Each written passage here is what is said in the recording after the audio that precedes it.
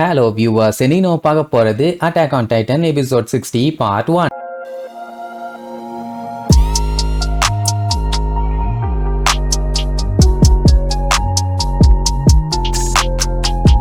Open பண்ணா இது வரைக்கும் நம்ம அட்டாக் ஆன் டைட்டனை அந்த பாரடைஸ் ஐலாண்ட்ல என்னென்னலாம் நடந்துச்சு அப்படிங்கறதான் பார்த்தோம். ஆனா இப்போத்துல இருந்து கதை அப்படியே சேஞ்ச் ஆகுது. அதாவது உலகத்துல இப்ப என்ன நடக்குது அப்படிங்கறத சில பல ஆண்டுகளுக்கு அப்புறம் காட்டுறாங்க. வானத்துல பாத்தீங்கன்னா ஒரு பறவை அழகா அப்படியே சுத்திக்கிட்டு இருக்குமா, அத யுத்த காலத்துல இருக்க ஃபால்கோன் ஒரு பையன் பார்த்துட்டு இங்க இருக்காத போ போ, இங்க டேஞ்சர், பறந்து எங்கேயாச்சும் போய் சுதந்திரமா வாழு அப்படிங்கிற அவனை சுத்தி பாத்தீங்கன்னா ஏகப்பட்ட சோல்ஜர்ஸ் செத்து கிடக்குறாங்க. அப்படியே அந்த இடமே ரத்த கிளறியா இருக்குது. கரெக்டா அந்த டைம் அவங்க அண்ணன் கோல்ட் வந்து டேய் எவ்வளவு பெரிய பஞ்சாயத்து போயிட்டு இருக்குது, இங்க படுத்துக்கிட்டு இருக்க வாடா அப்படின்னு சொல்லி அவனை தூக்கிட்டு அங்க இருந்து எஸ்கேப் ஆவான். மிடிஸ்ட் அலைடு ஃபோர்ஸ் வந்து பயங்கரமா சொல்றாங்க. அதுல இருந்து கஷ்டப்பட்டு தப்பிச்சு ஓடுவான். வேற ஒண்ணும் இல்ல, இது வந்து 854வது காலகட்டம். மார்லேவுக்கும் மிடிஸ்ட் அலைடு ஃபோர்ஸுக்கும் 4 வருஷமா சண்டை போயிட்டு இருக்குது. இந்த சண்டையை ஸ்டாப் பண்றதுக்காக தான் ஃபவுண்டிங் டைட்டனை கண்டுபிடிக்கிறதுக்காக பாரடைஸ் ஐலாண்டுக்கு வந்திருப்பானுங்க. அதான் எல்லாமே ஊத்தி மூடிச்சே, போன எபிசோடு பார்த்திருப்போமே. இப்ப என்னன்னா ஃபால்கோவை தூக்கிட்டு வந்த அவங்க அண்ணன் ஜஸ்ட் மிஸ்ல எஸ்கேப் ஆகி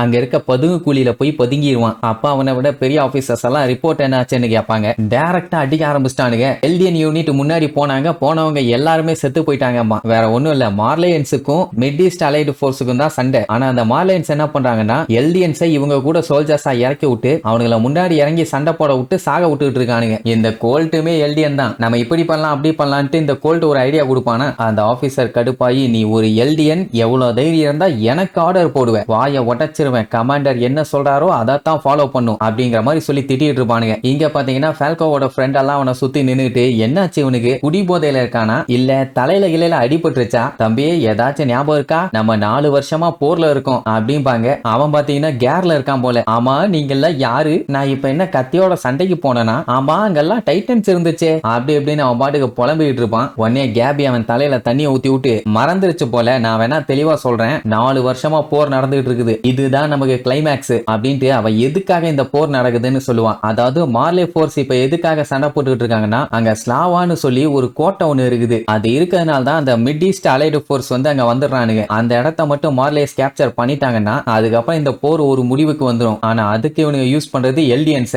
அவனுங்க செத்துட்டு போட்டும் மார்லேயன்ஸ் உயிரோட இருக்கணும்ல, அதுக்காக அந்த மிடிஸ்ட் அலைடு ஃபோர்ஸ் அந்த இடத்த தான் அவங்களோட மெயின் இடமா வச்சிருக்கானுங்க. எல்லாருமே அங்கேயே வந்து தங்கி ஆயுதங்கள் எல்லாத்தையுமே அட்டாக் பண்றதுக்கு செம்மையா ரெடி பண்ணியும் வச்சுக்கிட்டானுங்களா. சோ இவங்களால அவங்க பக்கத்துல கூட போக முடியல. அப்போ ஜோஃபியா இருந்துட்டு மார்லேவோட கடற்படை போய் காலி பண்ணிட்டாங்கன்னா அதுக்கப்புறம் இந்த பஞ்சாயத்துலயே போர்ட் இவங்க கைக்குள்ள வந்துருமே, எதுக்கு தேவையில்லாம அந்த வேலையை பார்த்துக்கிட்டு இருக்கானுங்கன்னு கேப்பா. அப்ப அந்த கண்ணாடி போட்ட பையன் பச்சை பச்சையா திட்டுவான், ஏன் சோஃபியா உனக்கு அறிவு இருக்கா, அவனுங்களால இதை பண்ண முடியும்னு நீ நம்புறியா, இந்த நிலைமைக்கு வர்றதுக்கே அவனுக்கு 4 வருஷம் ஆயிருச்சு, இதுல வேற மொத்தமா இவங்க பிடிப்பானுங்களா, சண்டையில பாதி கப்பல் அவனுக்கு போயிருச்சு தெரியுமா, அவனுக்கு நிலைமையே இப்படி இருக்குது. ஆனா நம்மள மாதிரி பொடிப்பல்களை புடிச்சு வச்சுக்கிட்டு அந்த போர்ட் கண்ட்ரோல்ல வர வரைக்கும் சண்டை போடுங்கன்னு வேற சொல்லுவானுங்க. அது எப்படா முடியும்னு கட்டு போடுறேன்னு ஃபால்கோவை படாத பாடுபடுத்திட்டு இருப்பான். கேபி மண்டையிலேயே ஒரு போட போட்டு ஃபால்கோவோட மண்டையை உடைச்சறாதரா லூசு பையலமா. இப்ப ஃபால்கோவுக்குமே அதான் புரியல. ஏன்னா ஃப்ரண்ட் லைன்ல பெரிய பெரிய ஆளுகளை அனுப்புறதை விட்டுட்டு எதுக்காக நம்மள அனுப்பிட்டு இருக்காங்கன்னு கேட்பான். கேபி ஒன்னே வேற எதுக்கு, நம்மள ஜட்ஜ் பண்றதுக்காக தான், அடுத்த வாரியர் யாருன்னு சூஸ் பண்ணும்ல,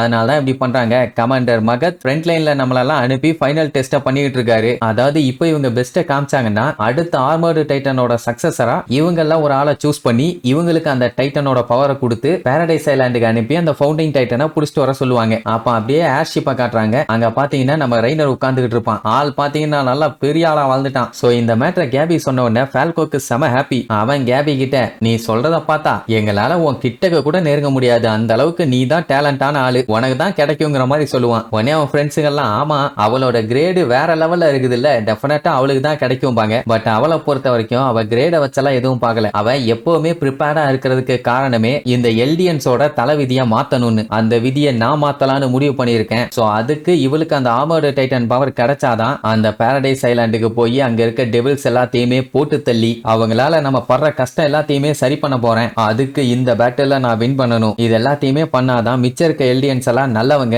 அவங்களால யாருக்கும் எந்த பிரச்சனையும் வராதுன்னு மார்லேக்கும் இந்த உலகத்துக்கும் நான் ப்ரூவ் பண்ணுவேன். அது மட்டும் இல்லாம இன்டர்மென்ட் ஜோன் ஒண்ணுன்னு சொல்லி எல்டியன்ஸ் எல்லாத்தையுமே ஒரு மாதிரி ஒதுக்கி வச்ச மாதிரி வச்சிருக்காங்கல்ல, அது எல்லாத்தையுமே நான் மாத்துவேன் அப்படின்னு சொல்லிக்கிட்டே அவ பாம் எல்லாத்தையுமே குண்டு கிட்ட கட்டிட்டு இருப்பான். அப்போ கமாண்டர் கிட்ட ஃபால்கோவோட அண்ணன் கோல்ட் புலம்பிட்டு இருப்பான். என்னன்னா இவங்களுக்கு அங்க இருக்க ட்ரெயின் ட்ராக்கை டேமேஜ் பண்ணணும். பட் ஆனா அதுக்கு இடையில மிஷின் கண்ணை வச்சுக்கிட்டு ஒரு குரூப் இருக்கானுங்க. அதை தாண்டி போனா கூட மேல போர்ட்ல பாம்பு கன்னு அது இதுன்ட்டு அங்க ஒரு கூட்டம் ரெடியா இருக்குது. அங்க போயிட்டு ரொம்ப நேரம்லாம் நின்னு பாம்பு வைக்கிறேன் ட்ராக்கை டேமேஜ் பண்றேன்ட்டு ஏதாச்சும் பண்ணாங்கன்னா குண்டு மலையில் குளிப்பாட்டிடுவானுங்கம்மா. சரி உங்ககிட்ட வேற ஏதாச்சும் ஐடியா இருக்கான்னு கேட்டா இப்பதான் நம்ம ஜாவையும் காட்லூஸையும் களத்துல இறக்கணும். அப்பதான் நம்மளால ஜெயிக்க முடியும்பா. வேற எதுவும் இல்ல, அதுங்க ரெண்டுமே டைட்டனுங்க. கலியாடுங்கிறது ஜா டைட்டன், பீக்குங்கிறது அந்த காட் டைட்டன். அவங்க கண்ணிமைக்கும் நேரத்துக்குள்ள ட்ரென்ச்சையும் பங்கரையும் கம்ப்ளீட்டா காலி பண்ணிடுவாங்க. அதுக்கப்புறம் ஈஸியா நம்ம அடுத்த வேலையை ஸ்டார்ட் பண்ணலாம்பா. பட் கமாண்டர் அதுக்கு முடியாதுன்னு பாரு. ஏன்னா இது ஒரு தப்பான பிளான். ஏன் அப்படின்னு பார்த்தா அவனு அங்க ஒரு ட்ரெயின் விட்டுருக்கானுங்களே,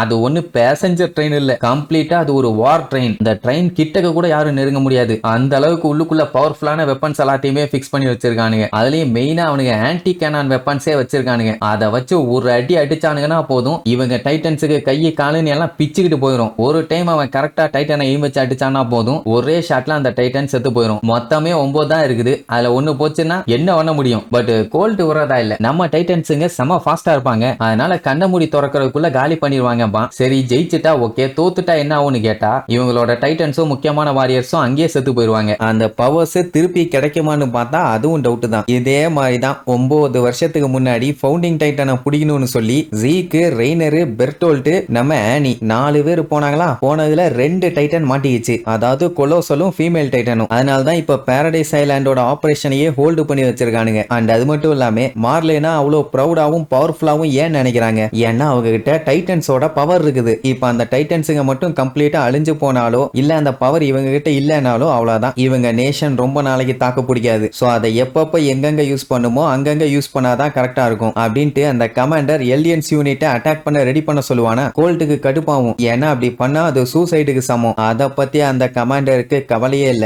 ஏன் நீங்க எல்லாம் வாரியர்ஸ் இல்லையா? எலியன்ஸ் எல்லாருமே மார்லேக்கு லாயலா இருப்பீங்கன்னு சொல்லி தானே வந்து ஜாயின் பண்ணீங்க. அதனால அதை ஒழுங்கா ஃபாலோ பண்ணுங்கம்மா. இப்ப பாத்தீங்கன்னா இந்த போருக்கு 800 எல்டியன்ஸ் வந்திருப்பாங்க. இதுதான் உங்களுக்கான கரெக்டான நேரம். உங்களோட தாய்நாட்டுக்காண்டி போராடி நீங்க எந்த அளவுக்கு நேர்மையா இருக்கீங்கன்னு காட்டுங்க அப்படிங்கிற மாதிரி அந்த கமாண்டர் அசால்ட்டா சொல்லிட்டு இருப்பான். ஆனா சோல்ஜர்ஸ்களுக்கு தானே தெரியும் உயிர் பயம் என்னன்னு. ஒவ்வொருத்தரும் அடுத்து அட்டாக் பண்ண போகணுமே நடுங்கிட்டு இருப்பாங்க. சொல்ல போனா இது ஒரு சூசைடல் அட்டாக் தான். எல்லாரும் அட்டாக் பண்ண ரெடி ஆகுங்கன்னு கை நடுங்குது, மூஞ்செல்லாம் பதறுது. அவங்களால முடியாதுன்னு சொல்ல முடியல, சொன்னா அங்கேயே சுட்டு கொண்டுருவானுங்க. வெளியில போனா செதறலு, இங்க இருந்தா சீவலு. இவங்களோட டார்கெட் எனிமீஸா கொள்றது இல்ல, அங்க இருக்க ட்ரெயின் ட்ராக்க அழிக்கணும். இதுல சூசைட் ஸ்குவாடும் வச்சிருப்பானுங்க. என்ன கொடுமைன்னா அவனுங்களே நடுங்கிட்டு இருக்கானுங்க. அவனுங்க பாடி ஃபுல்லா பாம சுத்தி பங்கருக்குள்ள போனவொடனே நீங்க ட்ரிகர் அழுத்தி வெடிக்க வச்சிடணும். அதுக்கப்புறம் அடுத்த டீம் இறங்கணும். நம்ம தாய்நாட்டுக்காக உயிரை துச்சமா மதிச்சு நீங்க உள்ள இறங்கி போராடணும். நீங்க ஒருத்தியான ஆளுங்கன்னு ப்ரூவ் பண்ணுங்க அப்படி இப்படின்னு பயங்கரமான டைலாக். அதே நேரம் கோல்ட்டும் அந்த பொடி பசங்க இருக்காங்களே அவங்களும் இங்க வெயிட் பண்ணணும். ஏன்னா 800 ஸ்ட்ராங்கான எல்டியன் யூனிட் வந்து இப்ப அந்த ரயில் ட்ராக்கை காலி பண்ண போறாங்க. அந்த ட்ரெயின் அந்த கோட்டையை சுத்தி சுத்தி பேட்ரோல் பண்ணிக்கிட்டே இருக்கிற வரைக்கும் கண்டிப்பா ஆர்மர்டு டைட்டனாலையும் பீஸ்ட் டைட்டனாலையும் அவங்க என்ன நினைக்கிறாங்களோ அதை பண்ண முடியாது. அதுக்கு அவனுங்க விடவே மாட்டானுங்க. அதனால இந்த 800 சோல்ஜர்ஸ் வச்சுதான் அழிக்கணும்னு கோல்ட்டுக்கு ரொம்பவும் கவலையா இருக்குமா.